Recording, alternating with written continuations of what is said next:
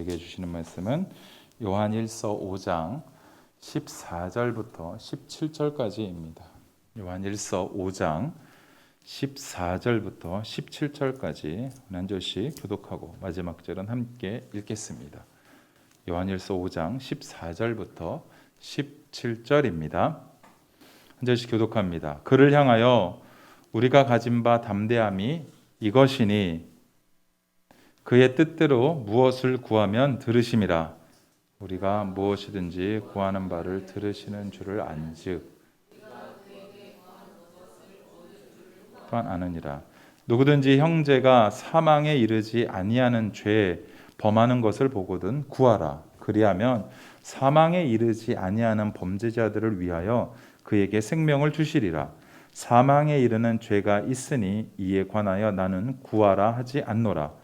모든 불의가 죄로 돼 사망에 이르지 아니하는 죄도 있도다. 아멘. 오늘 형제를 위하여 기도하라는 제목으로 목사님 말씀 전해 주시겠습니다.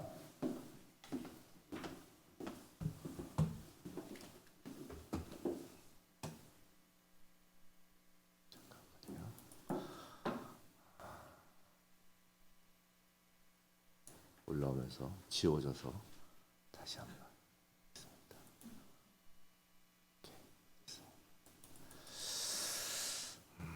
주일 예배 오신 성도님들, 그리고 이 시간 영상으로 예배드린 성도님들 반갑습니다. 환영합니다. 요한일서가 거의 끝나갑니다. 요한일서의 주제어는 하나님은 사랑이시라입니다. 그동안 하나님의 사랑을 알려주시고 또 예수 그리스도 안에서 우리가 그 사랑을 누릴 수 있도록 그 길을 알려주셨습니다. 그리고 오늘 요한일서의 그 끝을 향해 가면서 사도 요한은 교회를 향하여 이제 사랑을 유지할 수 있는 방법을 알려줍니다. 복잡한 이론도 아니고요, 뭐 특별한 것도 아닙니다. 그건 기도입니다. 먼저 기도의 근거와 원칙에 대해서 이제 말씀드립니다. 14절, 15절입니다. 14절, 15절. 자, 기도의 근거는 먼저 14절을 보시면 우리 함께 읽어볼까요? 다시 한번 두 절을 시작. 그를 향하여 우리가 가진 바 담대함이 이것이니 그의 뜻대로 무엇을 구하면 들으심이라. 우리가 무엇이든지 구하는 바를 들으시는 줄을 안즉 우리가 그에게 구한 그것을 얻은 줄을 또한 아느니라 라고 하십니다. 자, 여기 기도의 근거는 하나님께서 우리의 기도를 들으신다라는 단순한 사실입니다. 방금 본 14절에서 우리가 가진 바 담대함이 이것이니 라고 해서 담대하다라는 단어는 매우 흥미로운 어휘입니다.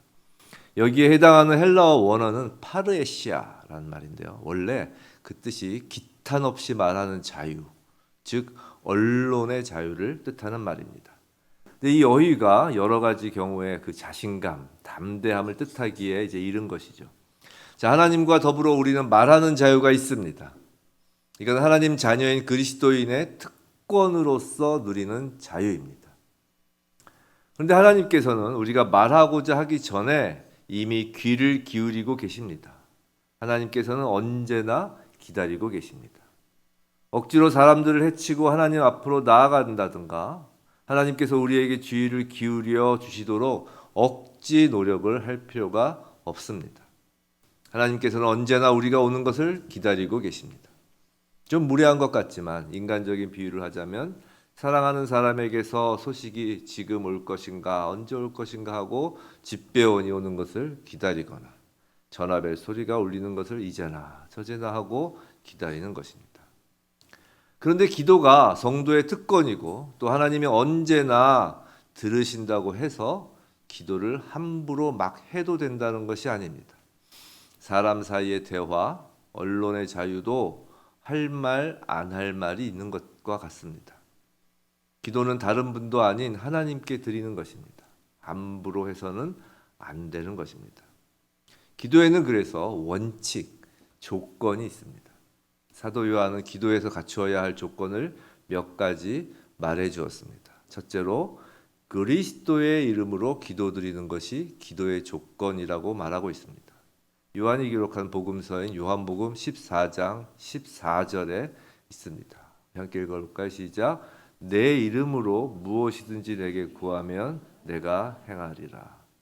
자, 우리가 무엇이든지 원하는 것이 있어서 기도할 때 가장 좋은 방법의 하나는 그 원하는 것을 가질 수 있는지 어떤지를 예수님께 물어보는 것입니다.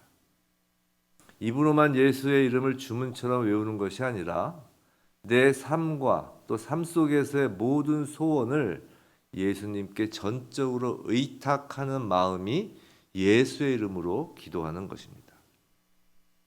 두 번째로 기도의 조건은 그리스도 안에 거하는 것이 기도의 조건이라고 말하고 있습니다. 요한복음 15장 7절 사도 요한이 기록한 복음서입니다. 15장 7절 함께 읽어볼까요? 시작. 너희가 내 안에 거하고 내 말이 너희 안에 거하면 무엇이든지 원하는 대로 구하라. 그리하면 이루리라. 우리가 예수 그리스도에 관해 더욱 알고 예수의 품성과 그 행하신 일에 가까워질수록 더욱 올바르게 기도드리게 될 것이고 기도에 대한 응답도 한층 클 것입니다. 예수 안에 거한다는 것은 우리가 예수를 더욱 알고 더욱 친밀해지는 것을 의미하는 것이죠. 세 번째로 순종이 기도의 조건이라고 말하고 있습니다. 이 말씀은 요한 1서 우리가 한번 살펴본 요한 1서 3장 22절 말씀입니다. 우리 한번 함께 읽어보겠습니다. 시작. 무엇이든지 구하는 바를 그에게서 받나니 이는 우리가 그의 계명을 지키고 그 앞에서 기뻐하시는 것을 행함이라. 우리가 주님의 계명을 지키고 주님이 기뻐하시는 것을 행하면서 구하는 기도이어야 한다는 것입니다. 자, 근데 지금까지 말한 세 가지의 조건을 모두 합하면 이것이 곧 오늘 본문 14절에서 말했던 하나님의 뜻대로 기도하는 것입니다. 예수님도 친히 가장 큰 고뇌와 위기에 직면하였을 때 이렇게 기도하였습니다. 그러나 나의 원대로 마옵시고 아버지의 원대로 하옵소서라고요. 사랑하는 성도 여러분, 여기에 바로 기도의 본질이 있습니다.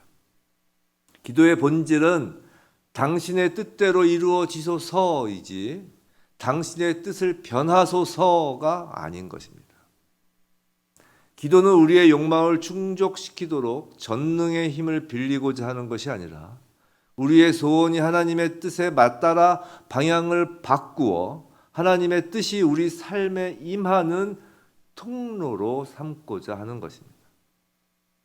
당신의 뜻이 이루어지소서라고 기도하는 가운데 우리의 유일한 소원이 있다면 하나님의 뜻을 받아들이고 실행하는 용기를 얻을 수 있도록 하나님의 은총을 간구하는 것입니다. 오늘 본문에서 형제 사랑은 분명히 하나님의 뜻입니다. 그렇게 형제를 위해 중보기도 하는 것은 하나님의 뜻대로의 기도입니다. 나만을 위한 기도, 나의 유익만을 위한 기도보다 형제를 위한 기도는 하나님이 기뻐하시는 기도이며 응답이 약속된 기도입니다. 그리고 그것이야말로 어떤 경우에도 형제 사랑을 잃지 않고 유지하는 방법인 것입니다. 오늘 보면 16절 17절 우리 한번 다시 한번 읽어볼까요? 시작. 누구든지 형제가 사망에 이르지 아니하는 죄 범하는 것을 보거든 구하라. 그리하면 사망에 이르지 아니하는 범죄자들을 위하여 그에게 생명을 주시리라. 사망에 이르는 죄가 있으니 이에 관하여 나는 구하라 하지 않노라. 모든 불의가 죄로 돼 사망에 이르지 아니하는 죄도 있도다. 자, 사도 요한은 형제가 죄 범하는 것을 보거든 기도하라고 합니다. 형제를 위한 기도의 궁극적인 중요성은 형제를 세우는 것이고 모든 그리스도인의 성화를 위하여 간구하는 것입니다. 더 구체적으로 얘기하면 형제를 세움으로 교회를 세우고 모든 그리스도인들의 성화를 위하여 간구함으로 교회가 거룩해지도록 기도하는 것입니다. 근데 본문에서 해석이 매우 난해한 부분이 있습니다. 그건 사망에 이르는 죄와 사망에 이르지 않는 죄에 대해서 기술하고 있다는 것입니다. 이것이 성경에서 가장 난해한 구절 중에 하나로 꼽히고 있는 내용입니다. 이에 대해서는 그래서 여러 가지 해석이 있습니다. 단순히 사람의 생각이 아니라 성경 구절들을 인용하면서 그 성경 구절을 해석하면서 견해가 나뉘고 있습니다. 그 성경 구절을 따라서 한번 그 해석하는 내용들을 볼 필요가 있습니다. 자, 히브리서 6장 4절로부터 6절 말씀입니다. 우리 한번 함께 읽어보겠습니다. 시작. 한번 빛을 받고 하늘의 은사를 맛보고 성령에 참여한 바 되고 하나님의 선한 말씀과 내세의 능력을 맛보고도 타락한 자들은 다시 새롭게 하여 회개할 수 없나니 이는 그들이 하나님의 아들을 다시 십자가에 못 박아 드러내놓고 욕되게 함이라. 자, 그래서 한번 빛을 받고로 시작을 합니다. 자, 초대 기독교에서는 한번 빛을 받다는 말을 세례를 받다라는 뜻으로 해석하였습니다. 그래서 히브리서 이 말씀을 근거로 세례 받은 후에 범하는 죄는 용서가 없다고 생각하였습니다. 그럼 그렇게 해석하면 어떤 현상이 생길까요? 가능한 세례를 늦게 받으려고 할 것입니다. 실제 그랬습니다. 죽기 직전까지 세례를 늦추고 마지막 순간에 세례를 받는 것입니다. 그런데 히브리서의 이 부분에 대한 진정한 뜻은 회개가 불가능해지면 그 사람을 다시금 구원한다는 것도 불가능하게 된다라는 뜻으로 사실 세례보다는 오히려 회개의 중요성을 강조한 구절입니다. 아주 강조한 것이죠. 성경에는 무엇을 강조할 때 거의 겁을 주면서 강조한 구절이 분명히 있습니다. 그럼 매우 중요하다는 겁니다. 그러니까 방금 읽은 그 히브리서는 사실 회개를 강조한 것입니다. 근데 또 이런 견해도 있습니다. 성경 말씀에 PPT는 없을 텐데 우리 다 아는 말씀이 있죠. 누구든지 사람 앞에서 나를 부인하면 나도 하늘에 계신 내 아버지 앞에서 저를 부인하리라. 유명한 예수님 말씀이죠. 이 예수님 말씀에 근거하여 그 기독교 박해 시대에 이 공포와 고문 얼마나 박해가 심했습니까? 또 우리 또 마찬가지로 일제 시대 때 신사참배들 얼마나 많은 공포와 고문으로 신앙을 부인하게 했습니까? 배교자에게는 근데 그렇게 신앙을 부인한 자, 배교자에게는 죄 사함이 없다고 주장하는 일파들이 생긴 것입니다. 방금 본 그 말씀을 근거로 해서 그렇죠. 그러나 베드로가 3번 예수님을 부인하였음에도 불구하고 예수님은 그런 베드로에게 나타나셔서 기회를 주셨음을 우린 기억해야 합니다. 또한 요한일서 우리가 살펴본 그 요한일서 그 말씀 전체를 통해서 우린 적그리스도와 예수의 성육신을 부인하는 이단에 대해서 앞에서 살펴보았습니다. 그리고 이와 같이 이단에 넘어간 죄가 사망에 이르는 죄라는 견해도 있습니다. 물론 이는 매우 엄중한 죄이기는 하지만 이단에 넘어가고서도 후일 회개하고 돌아오는 사람이 있을 수 있음을 솔직히 부인할 수 없습니다. 이단 중에서도 회개하여 돌아오는 사람 우리가 알고 있습니다. 그 외에도 히브리서 10장 26절 우리가 진리를 아는 지식을 받은 후 짐짓 죄를 범한 즉 다시 속지 않은 제사가 없고라는 말씀에 근거하여 고의로 지은 죄가 사망에 이르는 죄라 하기도 하고 또한 예수님은 이런 말씀도 하셨습니다. 마태복음 12장 31절 32절 우리 한번 읽어볼까요? 시작. 그러므로 내가 너희에게 이르노니 사람에 대한 모든 죄와 모독은 사하심을 얻되 성령을 모독하는 것은 사하심을 얻지 못하겠고 또 누구든지 말로 인자를 거역하면 사하심을 얻되 누구든지 말로 성령을 거역하면 이 세상과 오는 세상에서도 사하심을 얻지 못하리라. 자, 이 말씀에 근거해서 성령 회방죄, 이게 성령 회방죄의 근거가 되는 말씀입니다. 성령 회방죄가 사망에 이르는 죄에 해당한다고 하기도 합니다. 근데 이렇게 말씀의 몇 구절만 따로 떼어서 문자적으로만 해석하면 자칫 성경 말씀의 본래 취지를 오해할 수 있고 더욱이 우리의 신앙을 위축시킬 수 있습니다. 혹시나 자신이 지은 죄 가운데 용서받을 수 없는 특별한 죄가 있지 않나 고민하고 혹은 자기도 모르는 순간에 용서받지 못한 죄를 범하게 되지 않을까 고민하느라 엄청난 신앙적 고통을 겪는 것입니다. 근데 이런 태도는 영적인 건강에 도움이 되지 않습니다. 그러나 반면에 사망에 이르는 죄에 대한 여러 이러한 생각들로 인해서 심각한 죄를 저지를 위험을 예방하는 긍정적인 면도 분명히 있습니다. 성령이만 구원받은 하나님의 자녀라면 분명히 예수를 믿기 전보다 믿은 후에는 죄에 대하여 더욱 민감해집니다. 공포와 핍박이 있어도 주님을 배신하지 않으려고 애를 쓰는 것도 사실입니다. 이단에 속지 않으려고 경각심을 가집니다. 의도적으로 성령을 회방하지 않으려고 합니다. 의도적으로 교회를 해치거나 분열을 획책하지 않습니다. 그것도 그 정도의 죄인지 모르고 지을 망정. 그것이 그 정도의 죄인지 모르고는 지을 망정, 알고도 고의로 이와 같은 죄를 저지르지는 않습니다. 자, 그런데 그럼에도 불구하고 이제 본문에서 사망에 이르지 않는 죄와 사망에 이르는 죄가 무엇인지에 관한 문제가 아직 해결된 것 같지는 않습니다. 그죠?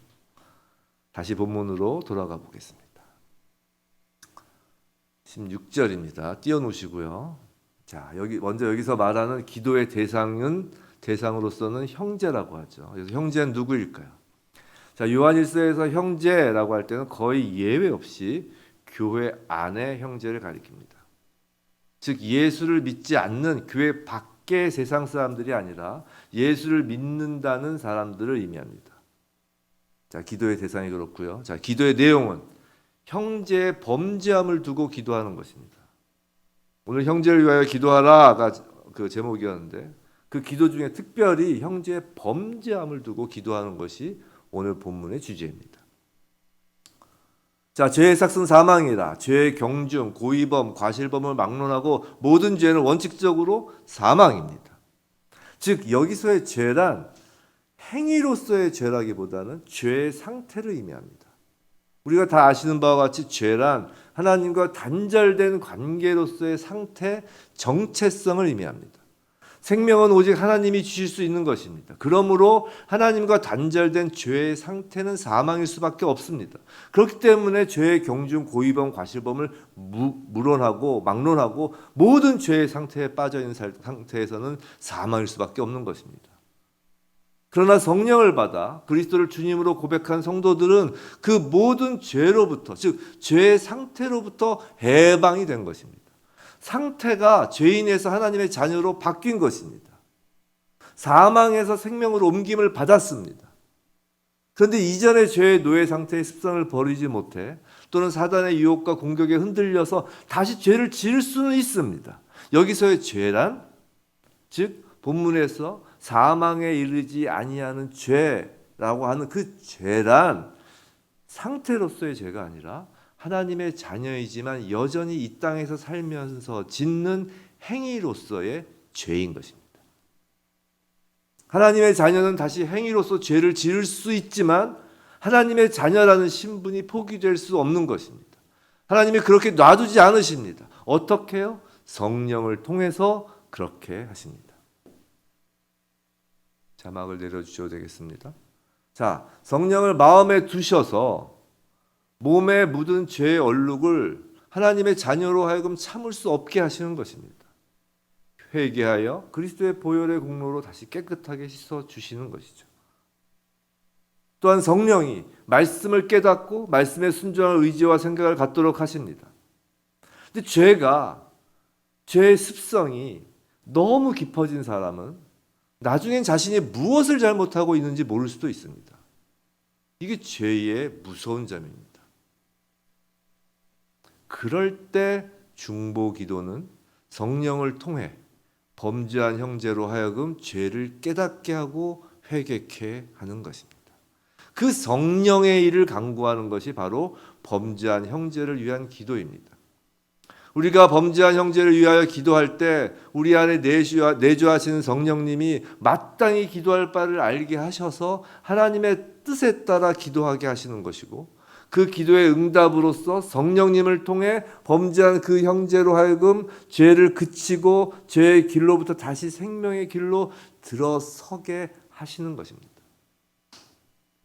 그런데 죄 가운데에는 형제의 기도가 소용없는 것이 있다는 것입니다. 그러니까 사도 요한이 기도하라고 명령까지는 하지 않겠다는 것입니다. 신앙생활 중 기도는 분명히 가장 영적인 것입니다. 앞서 기도의 조건에 대하여 말씀을 드렸는데 예수 이름으로 기도할 수 있는 것은 성령이 우리로 하여금 예수님을 알고 믿게 하심으로 가능한 것입니다. 성령이 아니고서는 예수 이름으로 기도할 수 없습니다. 예수 안에 거하는 건 역시 온전히 성령님의 역사하심입니다. 예수님이 승천하시면서 약속하신 보혜사 성령을 보내셨기에 그 성령을 통하여 우린 예수 안에 거하는 것입니다. 순종 역시 성령께서 순종의 생각, 의지, 능력을 주시기에 가능한 것입니다. 우리의 생각과 의지, 능력으로 하는 것이 아닙니다. 하나님의 뜻에 따라 기도하는 것은 더 말할 나위도 없습니다. 하나님의 뜻은 오직 성령을 통해 알 수 있기 때문입니다. 우리가 말씀에 근거하여 기도하는 것도 성령의 조명하심으로 말씀에 계시된 하나님의 뜻에 따라 기도할 수 있게 된 것입니다. 기도는 성령의 역사하심의 가장 중요한 통로라고 해도 과언이 아닙니다. 근데 성령의 역사하심은 반드시 성도의 기도를 통해서만 이루어지는 것은 아닙니다. 성령님은 삼위 하나님의 한 위격이신 하나님 그 자체이십니다. 성령 하나님의 역사하심은 어떠한 틀에 갇히지 않으십니다. 기도가 아니어도 얼마든지 성령 하나님은 일하실 수 있습니다. 기도를 하나님 자녀의 특권이라고 하였죠. 맞습니다. 이건 성도의 특권입니다. 하나님의 역사하심에 하나님은 홀로 하지 않으시고 우리를 그 일에 초청하셔서 같이 하시기를 원하시는 것입니다. 사랑하는 자녀와 함께 일하고 싶으신 겁니다. 그럼 생각해 보세요. 하나님이 당신의 자녀인 우리들과 함께하고 싶으신 일이 무엇일까요? 좋은 일입니다. 기쁨이 넘치는 일입니다. 바로 생명을 주시는 일입니다. 그 좋고 기쁜 생명을 주는 일을 위해서 자녀에게 기도로 함께 하자고 하시는 것입니다. 그런데 나쁜 일, 슬픈 일, 괴로운 일은 자녀와 같이 하기 원하시지 않습니다. 그건 하나님 혼자 하려고 하실 것입니다. 바로 사망에 이르는 죄에 관해서 말입니다. 여기서 사망에 이르는 죄라고 번역된 헬라어 원어를 제대로 번역하면, 해석하면 죽음을 향하는 죄라는 거예요. 죽음을 향하는 죄. 이미 죽음으로 방향이 설정된 것을 의미합니다. 이건 이런 겁니다. 마치 우리가 영생을 이 땅에서 누리는 것처럼 죽음을 이 땅에서 현실화하는 죄인 것입니다. 오늘 본문은 지난주 설교 본문인 그 영생의 확신에 연이어서 나온 말씀임을 기억하시기 바랍니다. 영생의 확신에 연이어 나온 말씀임을 보면 더욱 그 의미가 확실해지는 것입니다. 영생의 반대로서 사망인 것입니다. 자, 그런데 생명과 사망은 앞서 말씀드린 것처럼 행위로 결정되는 것이 아니라 상태로 결정되는 것입니다. 즉, 신분이 하나님의 자녀가 아직 여전히 아닌 것입니다. 더 리얼하게 말하자면 성령을 받았다고 본인은 생각하지만 사실은 성령에 관해 머리로는 알지만 성령을 진심으로 받지 않은 자가 형제라고 칭해지면서 교회 안에 있다는 것입니다. 그럼 우리가 예수님의 그 알곡과 가라지, 양과 염소 비유에서의 가라지, 염소인 것입니다. 그럼 우리가 예수 그리스도를 믿는다고 주장하는 사람들 중에 알곡과 가라지, 양과 염소를 구별할 수 있을까요? 못한다는 겁니다. 제대로 못하니까 예수님도 알곡까지 뽑힐 우려가 있으니까 그냥 놔두라고 하신 것입니다. 우린 제대로 구별하기가 참으로 어렵습니다. 그래서 사도 요한도 사망에 이르는 죄에 대해서는 구하라고 하지 않겠다. 즉 기도하라고 하진 않겠다. 라고 하는 것이지 구하지 말라, 기도하지 말라 그것까지는 말하지는 않은 것입니다. 이해가 되세요? 차이가 완전히 다른 거예요. 구하라고까지는 하지 않겠다. 그거와 구하지 말라는 건 다른 거예요. 즉 무슨 말이냐면 기도해도 좋고 하지 않아도 좋다라는 것입니다. 우리의 기도를 통하지 않으시고 어차피 하나님 홀로 하실 일이기 때문에 기도해도 좋고 기도하지 않아도 좋고 어차피 구별 못하면 그럼 기도하고 그런 것입니다. 자, 그럼에도 불구하고 그러니까 알겠는데 계속 말을 빙빙 돌리지 말고 사망에 이른 죄가 뭔가요? 라고 다시 한번 저를 체크하신다면 전 예수님이 직접 하신 말씀이 가장 안전하다고 생각합니다. 아까 본 마태복음 12장 31절, 32절 말씀인데요. 이 말씀을 하신 배경까지 보면 더욱 이해하기가 쉬울 것입니다. 성령 회방죄죠. 그 배경을 전체를 보면 왜 이 말씀이 그에 대한 하나의 단서가 될 것인가라는 걸 우리가 알 수 있습니다. 우리 전체 말씀이 좀 긴데요. 길어도 한번 좀 한 절씩 교독하면서 좀 읽겠습니다. 제가 먼저 읽겠습니다. 그때에 귀신 들려 눈 멀고 말 못하는 사람을 데리고 왔거늘 예수께서 고쳐주심에 그 말 못하는 사람이 말하며 보게 된지라 다 놀라 이르되 이는 다윗의 자손이 아니냐 하니 바리새인들은 듣고 이르되 이가 귀신의 왕 바알세불을 힘입지 않고는 귀신을 쫓아내지 못하느니라 하거늘 예수께서 그들의 생각을 아시고 이르시되 스스로 분쟁하는 나라마다 황폐해질 것이요 스스로 분쟁하는 동네나 집마다 서지 못하리라. 만일 사탄이 사탄을 쫓아내면 스스로 분쟁하는 것이니 그리하고야 어떻게 그의 나라가 서겠느냐. 또 내가 바알세불을 힘입어 귀신을 쫓아내면 너희의 아들들은 누구를 힘입어 쫓아내느냐. 그러므로 그들이 너희의 재판관이 되리라. 그러나 내가 하나님의 성령을 힘입어 귀신을 쫓아내는 것이면 하나님의 나라가 이미 너희에게 임하였느니라. 하나님이 먼저 강한 자를 결박하지 않고서야 어떻게 그 강한 자의 집에 들어가 그 세간을 강탈하겠느냐. 결박한 후에야 그 집을 강탈하리라. 나와 함께 아니하는 자는 나를 반대하는 자요 나와 함께 모으지 아니하는 자는 해치는 자니라. 그러므로 내가 너희에게 이르노니 사람에 대한 모든 죄와 모독은 사심을 얻되 성령을 모독하는 것은 사심을 얻지 못하겠고 또 누구든지 말로 인자를 거역하면 사심을 얻되 누구든지 말로 성령을 거역하면 이 세상과 오는 세상에서도 사심을 얻지 못하리라. 나무도 좋고 열매도 좋다 하든지 나무도 좋지 않고 열매도 좋지 않다 하든지 하라. 그 열매로 나무를 아느니라. 읽어보시니까 좀 이해가 되시나요? 자, 예수님이 귀신을 쫓는 것을 본 무리는 쫓는 것을 본 그 무리들은 예수님을 다윗의 자손이라고 했습니다. 다윗의 자손인가? 라고 했죠. 근데 바리새인들은 귀신의 왕 바울세불 편에 있는 자라고 하는 것입니다. 그 논쟁 가운데서 그러므로 하고 성령 회방죄에서 예수님이 하신 말씀입니다.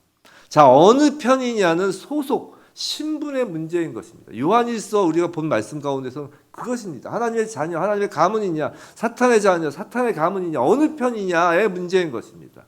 열매로 나무를 안다고 하는 것입니다. 어느 나무인가의 문제라는 것입니다. 이건 곧바로 죄 사하심을 얻을 수 있는가 없는가의 문제로 귀결되는 것입니다. 방금 본 그 마태복음 12장 31절 그러므로 내가 너희에게 이르노니 사람에 대한 모든 죄 사람에 대하여 지은 죄와 모독은 무엇이든지 사함을 얻는다 하십니다. 그런데 성령을 모독하는 것은 사하심을 얻지 못한다고 하십니다. 또 32절 하물며 인자가 누굽니까? 성육신 하셔서 사람과 함께 하신 예수님입니다. 예수님을 거역하는 것조차 사하심을 얻습니다. 예수님도 십자가 위에서 예수님 당신을 죽이는 백성들을 용서해 달라고 기도하셨습니다. 그런데 성령을 거역하면 다른 차원이라는 것입니다. 소위 말한 성령 회방죄입니다. 그럼 성령의 회방이라는 것이 무엇일까요? 성령을 모독하고 거역하는 것이 무엇일까요? 먼저 성령을 모독하고 거역하려면 적어도 성령의 존재를 알고 있어야 합니다. 성령을 알아야 모욕을 하든 거역을 하든 하니까요. 즉 교회 안의 문제라는 것입니다. 교회 밖의 세상 사람들은 성령을 모릅니다. 들어본 적도 없는 사람이 태반일 것입니다. 성령 회방죄는 교회 안에서 성령의 살아 역사하심을 들어서 알거나 혹은 그 일을 보아서 알거나 여하튼 성령의 실존을 아는 사람들이 범하는 죄입니다. 그럼 성령을 모독, 거역, 즉 회방한다는 것이 뭘까요? 그건 예수님이 승천하시고 우리에게 보내주신 성령이 하신 일을 보면 알 수 있습니다. 어렵지 않습니다. 사도행전은 우리가 한번 강의 설교를 다 봤잖아요. 사도행전이 바로 성령 행전이라고 했습니다. 성령이 처음 하신 일은 성령 공동체, 즉 교회를 세우시는 일입니다. 그리고 말씀을 전하고 예수님을 올바르게 알도록 가르치며 교회를 확장시키는 일입니다. 그것이 사도행전이었잖아요. 이것이 이 땅에 하나님 나라를 세우고 확장시켜가는 성령의 최우선의 일입니다. 그 일을 위한 수단으로 은사도 주시고 능력도 주시지만 은사나 능력 자체는 목적이 아니라 수단일 뿐입니다. 아무리 은사가 나타나고 능력이 있어도 목적이 하나님 나라를 해치는 것이면 그건 성령으로부터 온 것이 아닙니다. 예수님의 바알세불 논쟁처럼 말이죠. 성도 여러분, 사도행전은 성령행전이며 교회행전이라고 했습니다. 성령을 모독하고 성령을 거역하는 것은 교회가 세워지고 말씀이 전하여지고 가르쳐지며 새롭게 하나님의 자녀로 거듭나는 그 일을 모독하고 거역하는 것입니다. 그래서 성육신하신 예수님을 배신하였던 베드로는 예수님께 용서를 받았지만 예수를 믿는다고 하면서도 최초의 교회 설립을 방해한 아나니아와 삽비라 부부는 그 자리에서 죽임을 당한 것입니다. 그때 베드로가 아나니아에게 뭐라고 했는지 아시나요? 기억나시나요? 네가 성령을 속였다라고 했습니다. 교회 앞에 거짓 헌금을 드린 것을 사람을 속인 것이 아니라 성령을 속였다고 한 겁니다. 그럼 지금 현재에도 그리스도인이라고 하면서도 교회를 핍박하고 교회를 방해하는 사람들은 모두 아나니아와 삽비라처럼 죽나요? 안 죽잖아요. 아나니아와 삽비라는 첫 교회에서 성령을 회방하였기 때문에 대표로 사망을 하나님께서 보여주신 것입니다. 지금은 곧바로 죽지는 않습니다. 그러나 종말론적인 눈으로 보았을 땐 이미 죽은 것과 같다는 것입니다. 이건 종말론적 문제입니다. 상태의 문제인 것입니다.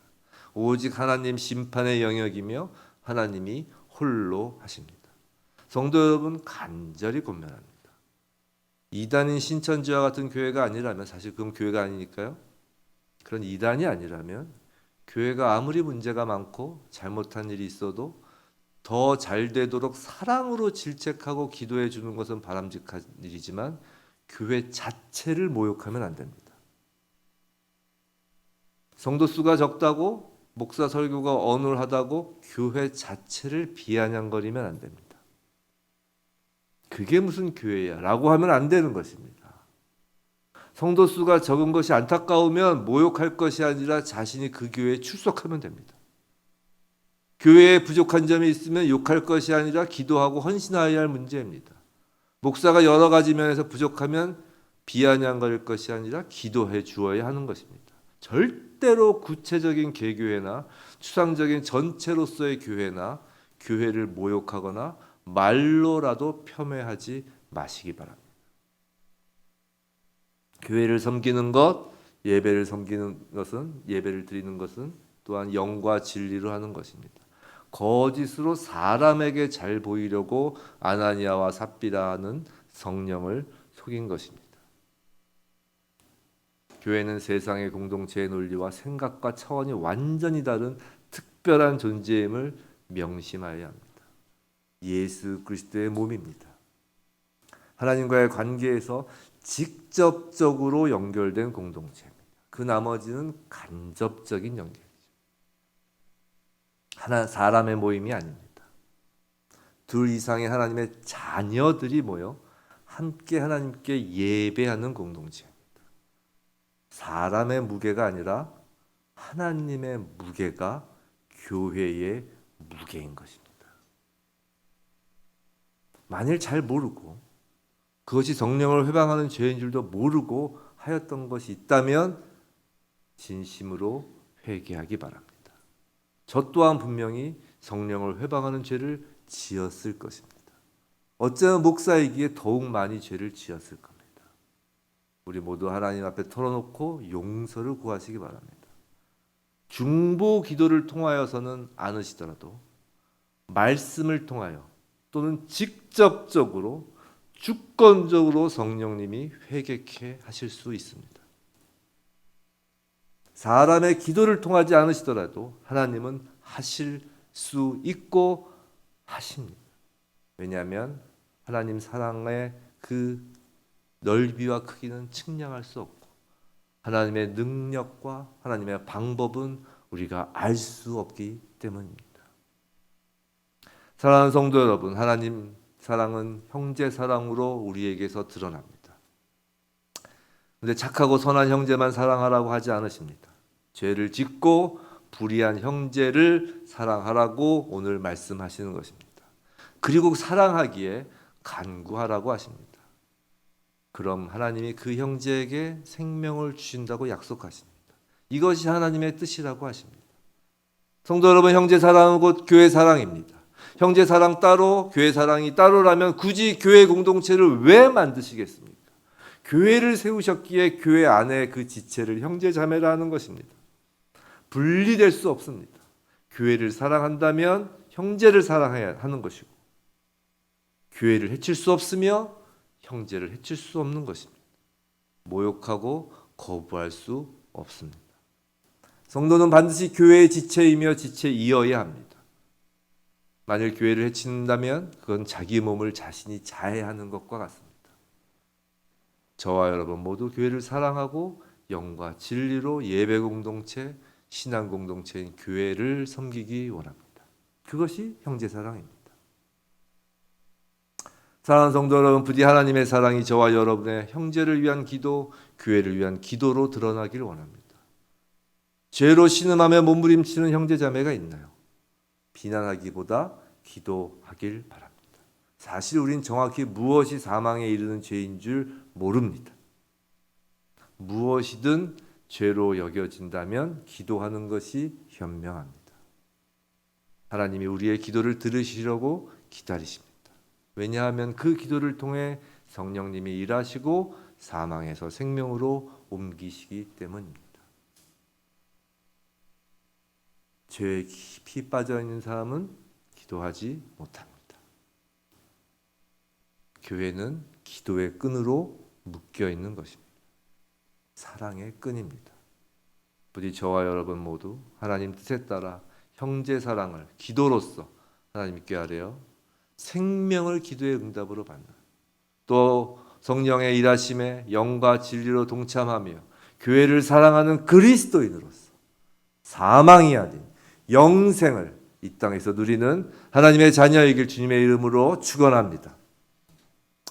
말씀을 마치며 시간이 갔는데 이 찬양을 함께 부르며 기도하길 원합니다. 우리가 삶에 지치고 또 무엇보다 죄의 늪에서 다시 빠져 지쳐 헤맬 때 누군가의 기도로 다시 생명의 길로 들어서는 것입니다. 당신이 지쳐서 기도할 수 없을 때 기도해 준 형제가 있는 것입니다. 우리가 그 형제 되길 원합니다. 이 찬양을 같이 하겠습니다. 당신이 지쳐서 기도할 수 없고 눈물이 빗물처럼 흘러내릴 때 주님은 우리 연약함을 아시고 사랑으로 인도하시네.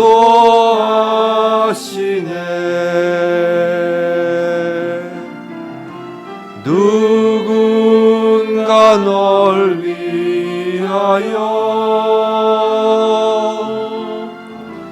누군가 기도하네.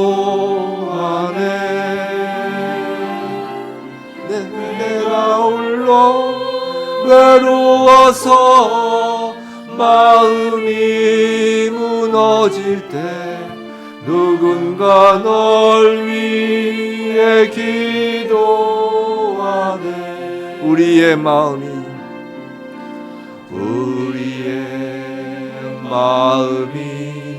지쳐 있을 때에 갈보리 십자가를 기억합니다. 주님은 우리 외로움을 아시고 내 마음에 기쁨 주시리. 누군가 널 위하여 누군가 기도하네. 내가 홀로 외로워서 마음이 무너질 때 누군가 널 위해 누군가 널 위하여 기도하네. 누군가 널 위하여 누군가 기도하네. 내가 홀로 외로워서 마음이 무너질 때 누군가 널 위해 기도하네.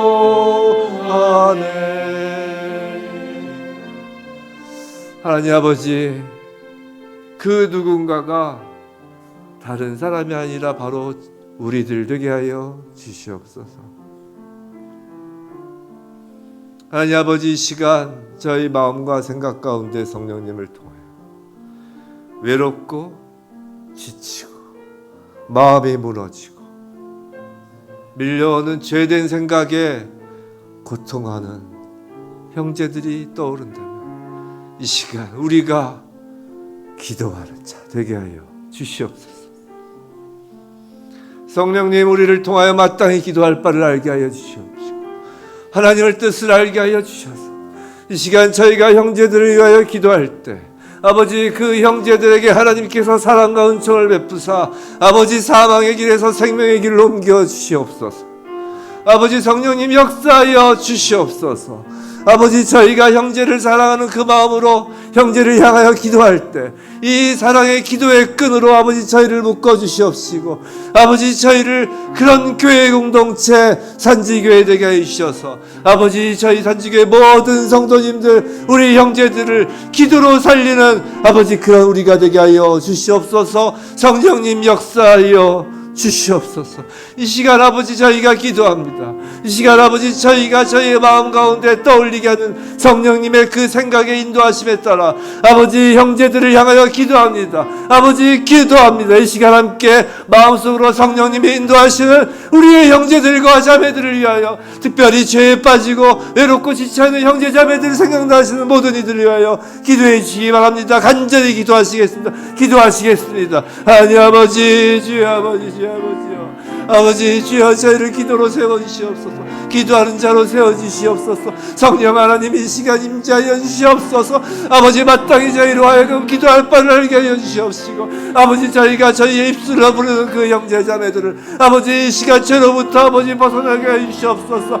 아버지 주여 아버지여 저희의 간절한 기도를 들으사 아버지 그들을 생명의 길로 다시 인도하여 주시옵소서. 아버지, 외롭고 지치고 기도할 힘마저 없는 저희의 형제 자매들 아버지 저희의 자녀들 하나님의 자녀들을 아버지 기억하여 주시옵시고 아버지 이 시간 저희가 간절히 기도하오니 그들에게 아버지 생명의 길로 인도하여 주시옵소서. 아버지 불쌍히 여겨 주시옵소서. 아버지 저희 가운데 아버지의 사랑을 덧입혀 주시옵시고 아버지의 능력을 덧입혀 주시옵시고 아버지 긍휼함을 덧입혀 주시옵소서. 주여 아버지, 이 시간 저희가 간절히 기도합니다. 주여 아버지, 저희가 간절히 기도합니다. 주여 아버지여 저희의 형제들을 저희의 자매들을 아버지 주여 아버지여 구하여 주시옵소서. 구하여 주시옵소서. 구하여 주옵소서. 구하여 주시옵소서. 아버지 주 아버지 하나님 아버지 감사합니다.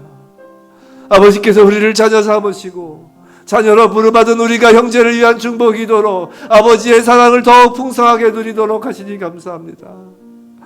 우리가 형제의 죄를 알고 보고 듣고 아버지 그랬을 때 가장 먼저 보이는 반응이 지적하고 정죄함이 되지 않게 하여 주시옵소서. 가장 먼저 기도하는 자리에 들어가게 하여 주시옵소서. 우리 안에 하나님의 사랑이 역사하사 우선 기도부터 하게 하옵소서. 아버지, 범죄한 형제자매에게 성령님 이 시간 찾아가셔서 죄로부터 돌이키고 그 생각과 마음과 행동을 움직여 주옵소서. 그러므로 하나님께서 주신 생명의 기쁨을 우리 모두가 함께 수확하는 우리 되게 하옵소서.